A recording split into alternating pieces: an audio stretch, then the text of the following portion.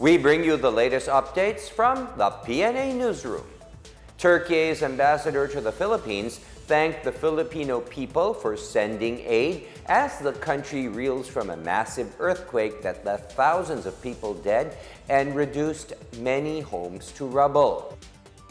In a message, Ambassador Niyazi Evren Akyol acknowledged the international community's joint efforts to help the people of Turkey, with 99 countries offering assistance to date.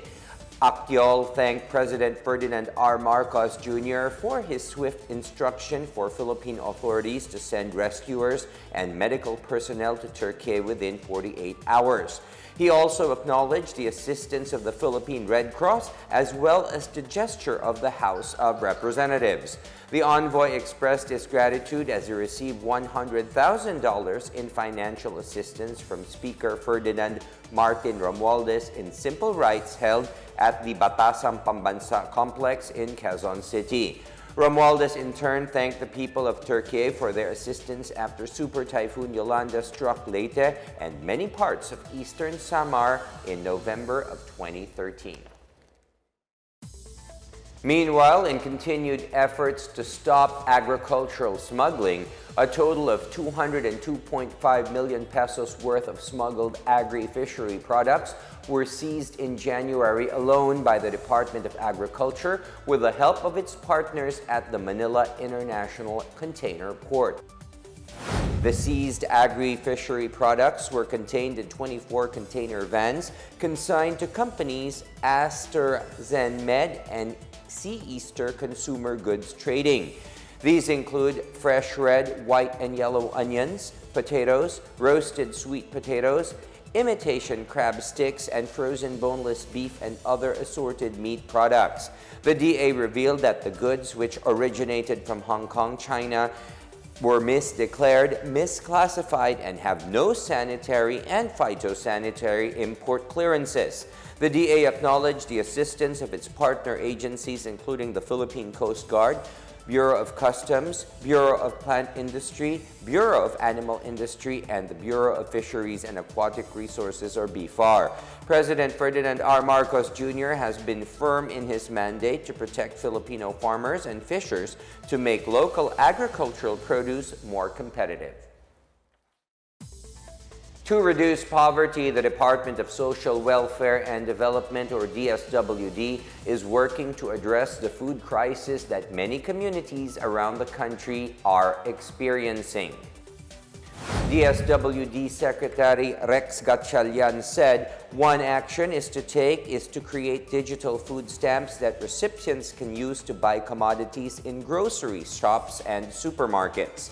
Last week, Gatchalian also met with the United Nations resident coordinator in the Philippines, Gustavo Gonzalez, to further discuss his intentions to reduce poverty and hunger, as well as manage disaster resilience among Filipinos who faced frequent typhoons. He also said that DSW intends to engage enumerators to identify individuals and families experiencing hunger, with a particular focus on the 1.5 million households living in poverty areas. Gatchalian was requesting the UN's assistance in locating funding for the initiative.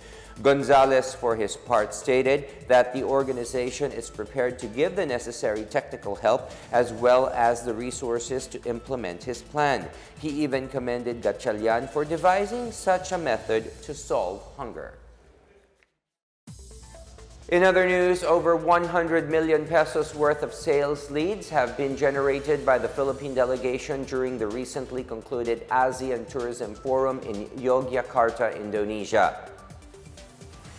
The forum, held from February 2 to 5, is the largest annual tourism event in the ASEAN region. The Philippine Pavilion presented the country's rich cultural legacy as well as award-winning locations such as Boracay, Cebu, and Palawan. A tasting of Kaulayaw coffee was also included, while the Lapu-Lapu Arnis de Abanico gave a live performance of the traditional martial arts.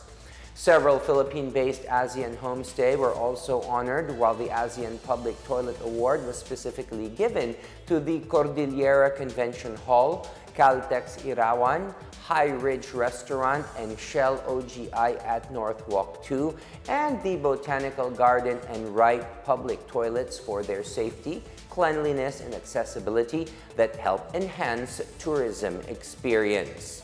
The ASEAN Community-Based Tourism Award went to the Palawi Environmental Protectors Association, while the Clinic at the Hilton Clark and Kwan Spa at the Clark Marriott Hilton were named ASEAN Spa Services winners.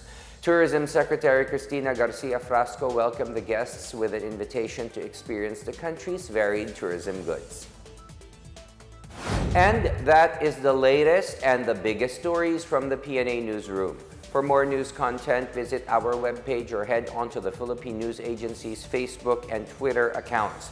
We are also shown on the social media pages of the Presidential Communications Office and on Radio Pilipinas RP1. Stay tuned for more news updates. I am William Theo. We tell stories that inspire change. Good day, everyone.